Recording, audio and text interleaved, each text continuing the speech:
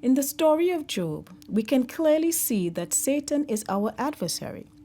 We can also see that God knows his people well and protects us by placing limitations around Satan's activities, meaning Satan cannot do anything without God's permission. We may not go through what Job did, but we can choose to remain faithful to God just as he did. Take Janet, for instance.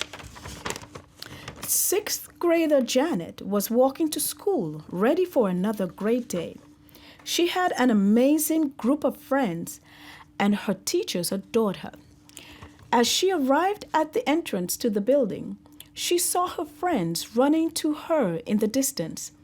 They greeted each other, then made their way to class. As the day went on, Janet and her friends completed their assignments together while joking around and enjoying each other's company. "Hey, Janet, don't forget to ask your mom about going to Camp Rivers," one of her friends asked. "Yeah, I will, as soon as she gets home," she replied. Janet's mother owns a small shop where she sells the laptop and computer parts she remodels. She usually comes home just about 30 minutes after Janet gets home from school.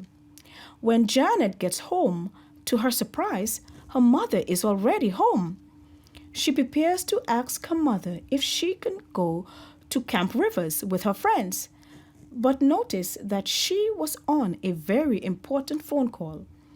After waiting patiently, she sums up the courage to ask, despite the awkwardly serious atmosphere. "Mom, my friends want to know if—" She stops abruptly after seeing tears streaming from her mother's face.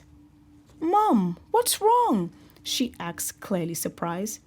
Wiping the tears from her eyes, her mother says, "Janet, I have to close the shop." Janet's eyes grew big in shock at the sudden news. The business has not been doing well for the past 4 months. "We haven't had any money coming through, and we barely get anyone visiting our online store. I have to find a job somewhere soon before we run out of our savings," Mom explains. Janet couldn't believe what she heard and quickly forgot about going to camp. A month and a half goes by and things get tough with Janet and her mom. She doesn't get the clothes she used to be able to buy. Her acne breakouts are more severe. Her sadness affects her previously impeccable grades negatively, and her friends stop asking her to go places with them since they know that she and her mom are going through a hard time. And worst of all, her mom is sad all the time. She works so hard to make sure that they don't lose their home and also to have enough money so that they can buy food. It's as if everything that made her happy has been taken from her, and she feels like she's backed in a corner. Is it God's fault that they're going through such turmoil? Should they stop trusting and believing in Him?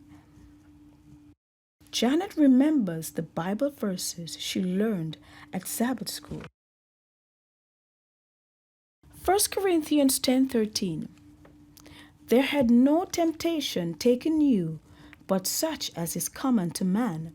But God is faithful, who will not suffer you to be tempted above that ye are able, but will with the temptation also make a way to escape, that ye may be able to bear it." She also remembered Romans 8:28.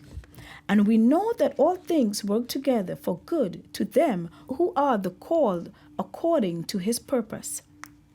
Psalm 55:22 is her favorite one. "Cast thy burden upon the Lord, and He shall sustain thee. He shall never suffer the righteous to be moved." Isaiah 41:10 was her mom's favorite. "Fear thou not, for I am with thee. Be not dismayed, for I am thy God. I will strengthen thee, yea, I will help thee, yea, I will uphold thee with the right hand of my righteousness.